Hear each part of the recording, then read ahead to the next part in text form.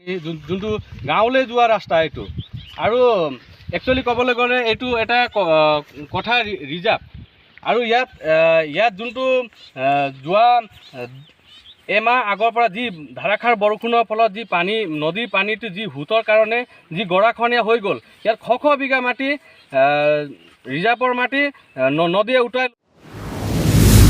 কাখৰানী গাঁৱত যোৱা ৰাস্তাটো যোনটো আছে সেইটো ক'বলৈ গ'লে নাইকিয়া হৈ গ'ল।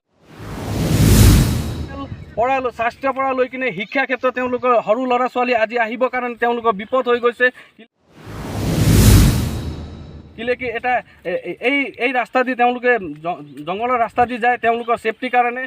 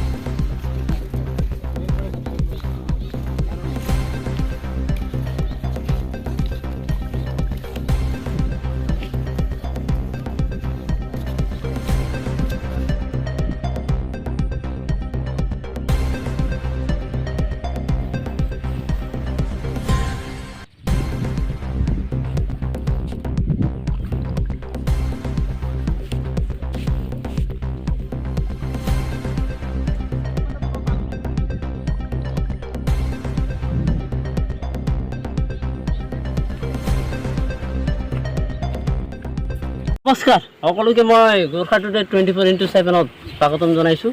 মই বৰ্তমান উপস্থিত আছোঁ তিনিচুকীয়া জিলা মাৰিটা সমষ্টিৰ জাগুন পঞ্চায়তৰ কথা কাখৰানী গাঁৱত। ইয়াত যোৱা কেইদিনমান আগতে কেমেৰা পাৰ্চনক মই দেখাই দিবলৈ অনুৰোধ জনাইছোঁ। যোৱা কেইদিনমান আগতে ইয়াত গৰাখহনীয়া যিটো বাঢ়নি পানীৰ ফলত গৰাখহনীয়াৰ সৃষ্টি হৈছিল, তাৰ ফলত সেই গাঁৱৰ ৰাইজসকলে বহুত ভুক্তভোগী হৈ পৰিছিল। সেই সন্দৰ্ভত মোৰ লগত কথা পাতিবলৈ বৰ্তমান উপস্থিত আছে সদৌ অসম গোৰ্খা ছাত্ৰ সন্থা তিৰাপ জাগুন আঞ্চলিক সমিতিৰ সম্পাদক, তেখেতৰ ওচৰত গৈছোঁ মই। এই যিটো বৰ্তমান ইয়াত তেনেকুৱা অসুবিধাটো যি হৈছে এই সন্দৰ্ভত আপুনি কি জনাব?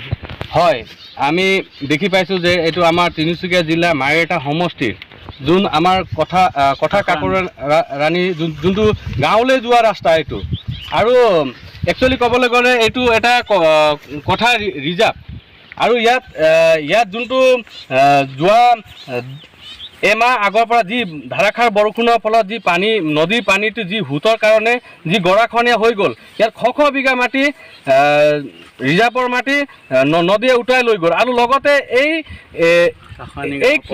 কাখৰানী গাঁৱত যোৱা ৰাস্তাটো যোনটো আছে সেইটো ক'বলৈ গ'লে নাইকিয়া হৈ গ'ল। আজি তেওঁলোকে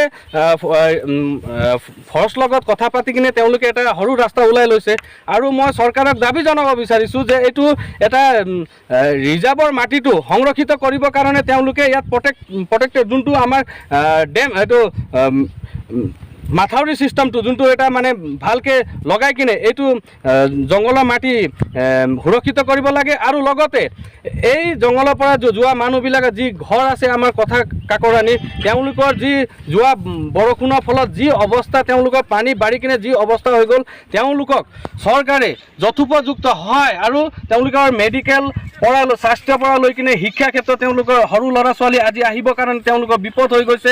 কিলেকি এটা এই ৰাস্তা দি তেওঁলোকে জংঘলৰ ৰাস্তা দি যায় তেওঁলোকৰ ছেফটিৰ কাৰণে অসম চৰকাৰে পাৰিলে ইয়াত ভালকৈ যোনটো আমাৰ যোনটো হাতীৰ পৰা তেওঁলোকৰ যাবলৈ অসুবিধা হয় ৰাতি হ'লে আৰু লগতে দিনতো ওলাই, ইয়াত তেওঁলোকৰ সুবিধাৰ কাৰণে চৰকাৰে ব্যৱস্থা গ্ৰহণ কৰি দিয়ে আৰু অসম চৰকাৰৰ লগতে ফৰেষ্ট ডিপাৰ্টমেণ্টকো আমি জনাব বিচাৰিছোঁ যে তেওঁলোকে পাৰিলে ইয়াত তেওঁলোকৰ যোৱা ৰাস্তাটো আৰু অলপমান বহলকৈ, কিলেকি এইটো ঠেক হৈ যাব, কালি আকৌ লৈ যাব তেওঁলোকে, আকৌ ইয়াত কষ্ট কৰিব লাগে, তেওঁলোকে অলপমান আৰু বঢ়াই কিনে কিলেকি তেওঁলোকৰ যাবলৈ সুবিধা হ'ব আৰু গাড়ীও যাব।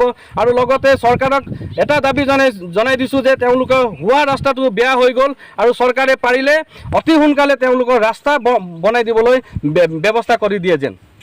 ধন্যবাদ। সেই আমাৰ ওচৰত আছে এই গঞা ৰাইজসকল, তেখেতৰ পৰা কেইটামান কথা জানিবলৈ বিচাৰোঁ। এই আমাৰ এই চেনেলৰ মাধ্যমেদি আপুনি চৰকাৰক কি আহ্বান কৰিব বিচাৰে? প্ৰথমে আমি গোৰ্খা টুডে 24 আমি চেনেলক ধন্যবাদ জ্ঞাপন কৰিছোঁ, ইয়ালৈ আহি আমাক সহায় বাৰু কথাখিনি আমি উপস্থাপন কৰি দিবৰ বাবে জনোৱাৰ বাবে। বিশেষকৈ মই মোৰ ফালৰ পৰা আমি জনাম যে আমাৰ কথাকাখনি গাঁও হৈ আমাৰ প্ৰায় খোৱা বোৱা ব্যৱস্থাটো বাৰু চৰকাৰে পঞ্চায়তৰ ফালৰ পৰা অলপ চাই দিছে, সেইখিনি হৈছে। কিন্তু আমাৰ ৰাস্তা পদূলিটো আমাৰ স্থানীয় বিধায়ক ভাস্কৰ শৰ্মা ডাঙৰীয়াক তেওঁক অনুৰোধ জনাইছোঁ, আৰু অসম চৰকাৰ মুখ্যমন্ত্ৰী ডক্টৰ হিমন্ত বিশ্ব শৰ্মালৈ আমি অনুৰোধ জনাইছোঁ আমাৰ এই